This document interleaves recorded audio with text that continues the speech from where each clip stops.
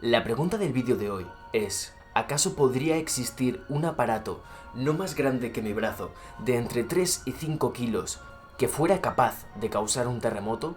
Pues la respuesta a esta pregunta nos lleva directamente a Nikola Tesla, conocido como el padre del siglo XX, por sus avances en campos como la balística, la electricidad o el magnetismo. Pero en este vídeo nos vamos a centrar en su oscilador, más comúnmente conocido como la máquina de terremotos de Tesla. Pues bien, la idea principal del oscilador consiste en un pistón que oscilaba a la misma frecuencia de resonancia del material al que estuviera pegado. ¿Pero qué es eso de la frecuencia de resonancia? Pero, ¿qué es eso de la frecuencia de... ¡Joder!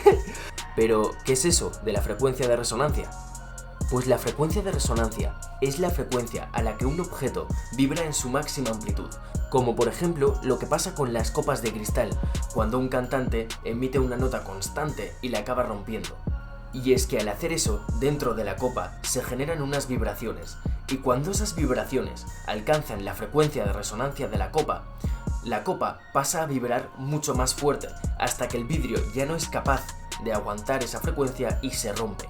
En resumen, la frecuencia de resonancia es una frecuencia a la que un objeto deja de vibrar de forma normal y empieza a vibrar a lo bestia.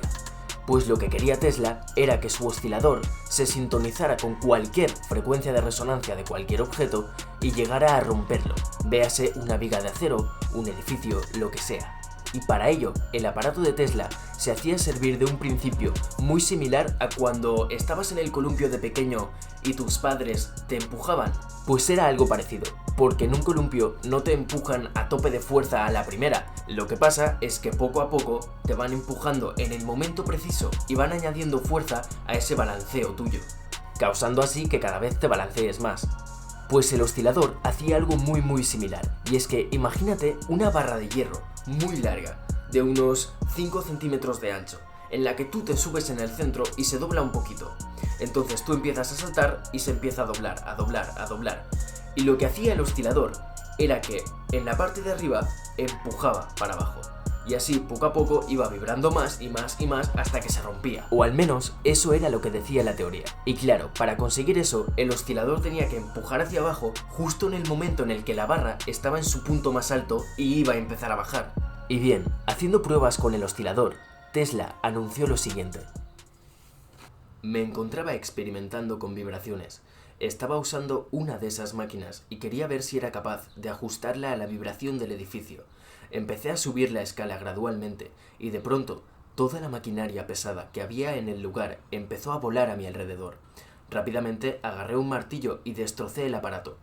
Fuera, en las calles, se había generado un estruendo tremendo. Llegaron la policía y las ambulancias. A la policía le contamos que seguramente había sido un terremoto. A mis ayudantes les convenía no decir nada.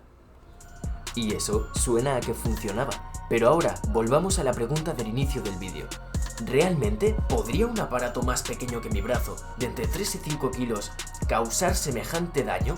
Pues para comprobarlo se hizo un experimento en el programa de cazadores de mitos, y para construir el oscilador partieron de un martillo neumático, porque si lo piensas es algo muy similar al oscilador. Es un aparato con un cincel que oscila hacia adelante y hacia atrás, causando el mismo tipo de vibraciones. Y lo único que tuvieron que hacer era adaptar la presión del aire para cambiar la frecuencia y así conseguir lo que decía Tesla, que era adaptarse a la frecuencia de resonancia de cada objeto. Pero ese primer modelo tenía un problema, y es que Tesla hablaba de que en su modelo había una especie de cojín de aire que actuaba como un muelle. Y quería ese cojín y no un muelle, porque los muelles a la larga, con las vibraciones, se romperían.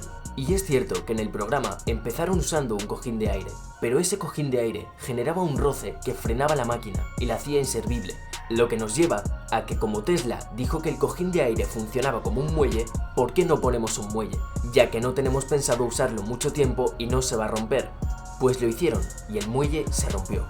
Así que tuvieron que descartar todo eso del martillo neumático y tal, y usaron un motor con imanes que generaba muy poca fricción y que al final otorgaba la misma oscilación que querían conseguir. Y con eso ya bastaba para demostrar si Tesla tenía razón o no, si realmente con esa frecuencia de resonancia se podía acabar rompiendo un puente o causando un terremoto. Pues cogieron el aparato y lo pusieron en una barra de hierro de 45 metros de largo y aquello empezó a vibrar. primero poco a poco, hasta que alcanzaron la frecuencia de resonancia y empezó a vibrar a lo loco. Pero a lo loco significa hasta el punto de que, cuando pararon el experimento, ellos se subieron encima de la barra y se pusieron a saltar, y no vibraba ni la mitad de lo que vibraba con el aparatito de 3 kilos. Parece ser que de momento todo apunta a que sí hubiera podido pasar. Pero no se quedaron allí, fueron a un puente a probarlo, a probar si realmente podrían haber derribado el puente con ese aparato. Ellos no tenían mucha confianza en el invento, así que ni siquiera salieron del puente. Y bien, lo colocaron y en el puente entero se notaban las vibraciones, pero de ahí a un terremoto o a derrumbar puentes sigue habiendo un cacho, y la verdad es que no llegó a pasar nada más. Entonces, la conclusión del vídeo es que sí existe esa frecuencia de resonancia que hace que un material pueda vibrar a niveles surrealistas, pero de ahí a hacer un terremoto que haga venir a los bomberos y la policía, y quién sabe, quizás en el caso de Tesla le funcionó, pero de momento no se ha visto nada parecido a lo que describía él en sus apuntes. Y bueno, hasta aquí el vídeo de hoy. Os dejo por alguna parte vídeos que estoy seguro que os van a encantar, y como regalito del final, os dejaré un clip de ayer que salí a patinar y resulta que no se me da tan bien como creía.